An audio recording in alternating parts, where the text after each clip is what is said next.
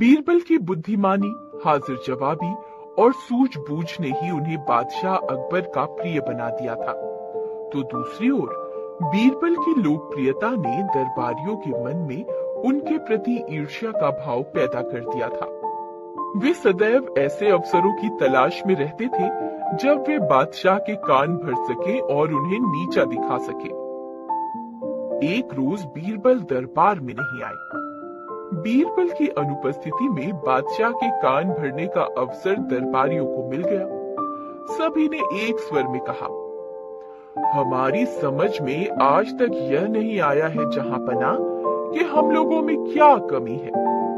बीरबल को इतना महत्व क्यों दिया जाता है, जबकि यहाँ उससे कहीं अधिक पढ़े लिखे लोग हैं।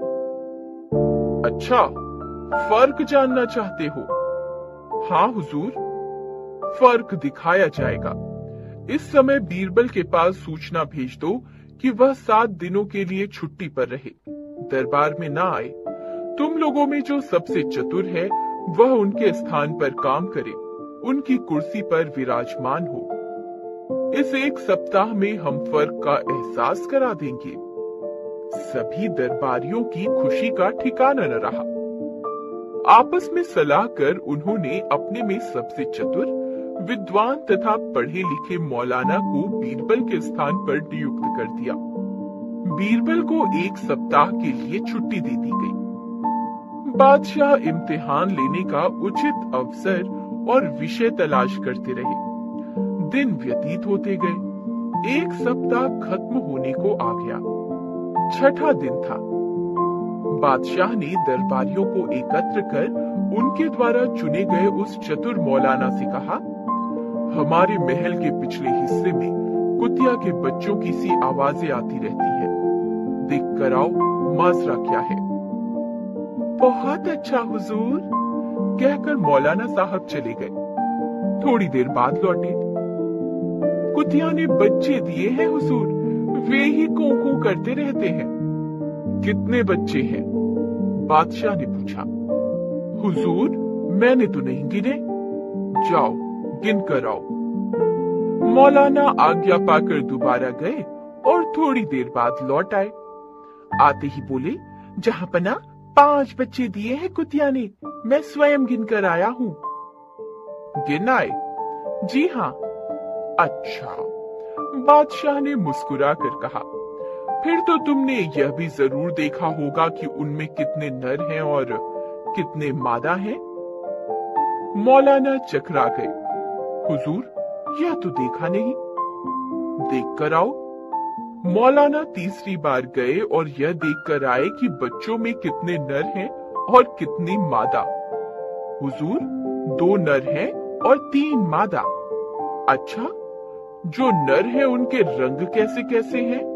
जी, मैंने दोनों नर बच्चों के रंग पूछे हैं। जी, जहां तक याद है उनमें से एक तो काला है, एक शायद भूरा। जरा मैं एक बार देख आता हूँ। और मौलाना साहब चौथी बार गए। आकर बताया कि एक नर काला सफेद है और दूसरा बादामी। मादाओं में से 2 काली और 1 बादामी है। बैठ जाइए, बादशाह ने कहा। मौलाना बैठ गए। अब बीरबल को यहाँ बुलवाया जाए। बीरबल आ गए।